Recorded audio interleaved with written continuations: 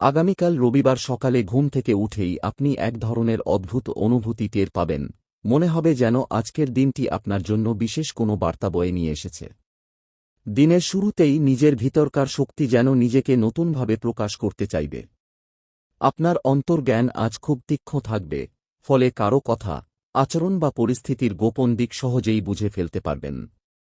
এই ক্ষমতাই আপনাকে দিনের শুরুতেই কিছু গুরুত্বপূর্ণ সিদ্ধান্ত নিতে সাহায্য করবে।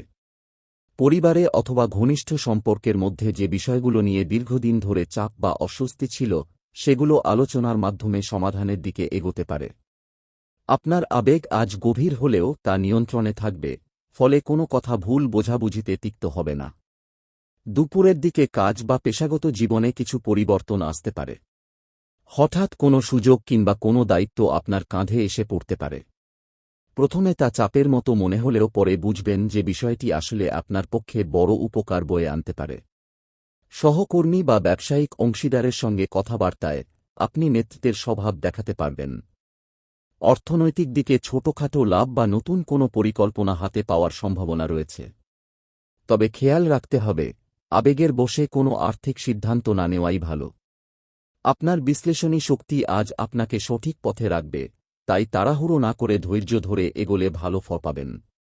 বিকেলের দিকে আপনার মনে কিছুটা ক্লান্তি বা চাপ আসতে পারে। বৃশ্চিক রাশির মানুষের মধ্যে যে গভীর আত্মসমালোচনার স্বভাব থাকে, সেটি আজ কিছুটা বেশি কাজ করতে পারে। হয়তো পুরনো কোনো ঘটনা হঠাৎ মনে পড়ে মন ভারী হয়ে উঠতে পারে। কিন্তু এখানেই দিনের আসল শক্তি, আপনি আজ নিজের ভেতরের ভয়, সন্দেহ আর অস্থিরতার সঙ্গে লড়াই করে জিততে পারবেন। কোনো আত্মীয় বা বন্ধুর সঙ্গে আলাপ আপনাকে মানসিকভাবে হালকা করে দেবে।